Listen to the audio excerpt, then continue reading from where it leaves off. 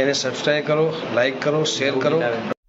ગુજરાતમાં ખૂબ જ મોટા સમાચાર સામે આવી રહ્યા છે। સરદાર પટેલના સ્ટેચ્યુ ઓફ યુનિટીની પાસે આવેલા ટ્રાઇબલ મ્યુઝિયમમાં થયેલા ડબલ મર્ડર વિશે આપણે આજે વાત કરીશું આ વિડીયોમાં। બે આદિવાસીઓ યુવાઓને ચોરીના શંકાના કારણે મ્યુઝિયમમાં કોન્ટ્રાક્ટરે મોતને ઘાટ ઉતાર્યા છે।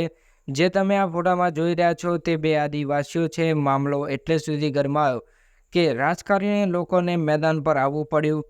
શું હતો આખો મામલો તે આજે જાણીશું આપણે। તમે સ્ક્રીન પર જોઈ રહ્યા છો તે આમ આદમી પાર્ટીના ધારાસભ્ય ચૈતર વસાવા છે, જે બે આદિવાસી યુવાનોની હત્યા બાદ મેદાને ઉતર્યા હતા।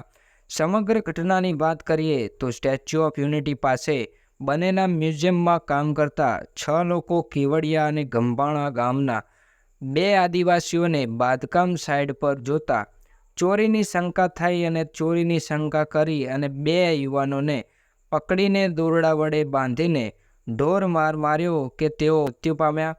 જેમાં એક જયેશ તડવીનું મોત બુધવારના રોજ તો બીજા યુવા સંજય તડવીનું મોત ગુરુવારના રોજ સારવાર દરમિયાન મોત થયું।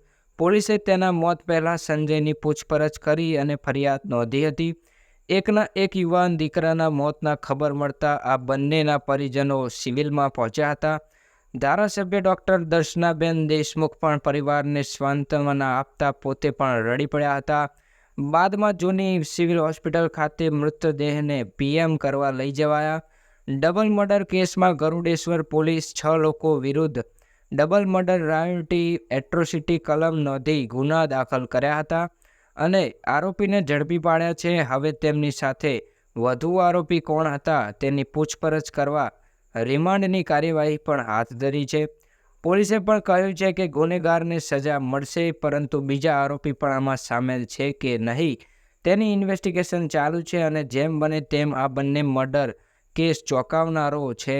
બંને મર્ડર કેસમાં મૃતકને પરિવારને ન્યાય મળે તેવું જણાવ્યું છે।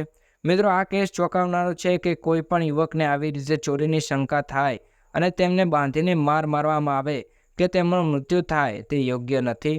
તમને શું લાગે છે આ કેસમાં શું થશે? નીચે કોમેન્ટમાં જણાવો તમારો મંતવ્ય। વિડીયોને શેર કરો, વિડીયોને લાઇક કરો, તમારા મિત્રો સાથે શેર કરો, ચેનલને સબસ્ક્રાઈબ કરવાનું ભૂલતા નહીં। જય શ્રી કૃષ્ણ।